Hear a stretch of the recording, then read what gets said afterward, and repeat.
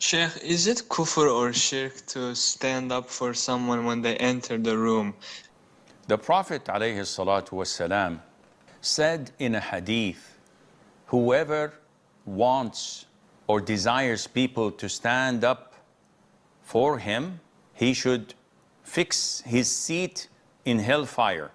The scholars said that this is regarding someone who wants to sit and all those secretaries and the assistants are standing next to him and not sitting.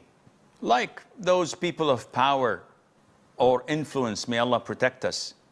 This arrogance of theirs reserves them a front seat in hellfire. May Allah protect us. However, the Prophet himself ﷺ did not like his companions to stand up whenever he came in. But whenever his daughter Fatima came in, the Prophet used to stand up, kiss her between her eyes, and make her sit in his place. And she used to do the same for him.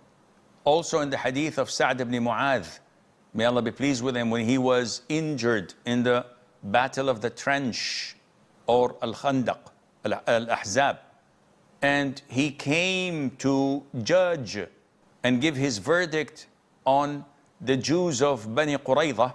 When he came, the Prophet ﷺ said to the companions, قُومُوا لِسَيِّدِكُمْ, go and stand up for your master.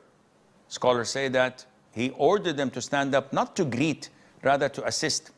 And also in the hadith of Ka'b ibn Malik, may Allah be pleased with him, when he was alongside his two companions, boycotted by all the rest of the companions of Medina, according to the instructions of the Prophet ﷺ, for not going and participating in the Battle of Tabuk, which took place on the 9th year of Hijrah. When the Prophet came back and they gave their excuses that they had no excuse, they were boycotted, shunned by their people for 50 days. When his innocence and repentance was revealed in the Quran, he came to the masjid, and I believe it was Talha ibn Ubaidillah, may Allah be pleased with him, who stood up to greet him. And he said, I would never forget it for him. All of this indicate that standing up is an issue of dispute, whether it is not recommended or totally permissible. No one on earth, to my knowledge, had ever said it is kufr or shirk, which indicates that our thought process has a breach. There's a deficiency in it. When a Muslim cannot identify the difference between shirk, kufr, and normal things, shaitan kicks in and he starts to develop these whispers till people think that if I inhale, would that be shirk? If I speak, would that be shirk? If I drink my green tea, would that be kufr?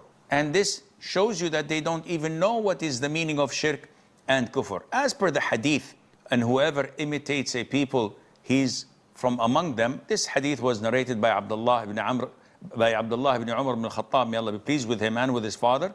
But it does not mean that whoever imitates a kafir, he becomes a kafir. It is a warning. So soldiers do this. This salutation is from the kafirs. If I do it because I'm in the army or in the police, do I become a kafir? Definitely not. And I hope this makes sense.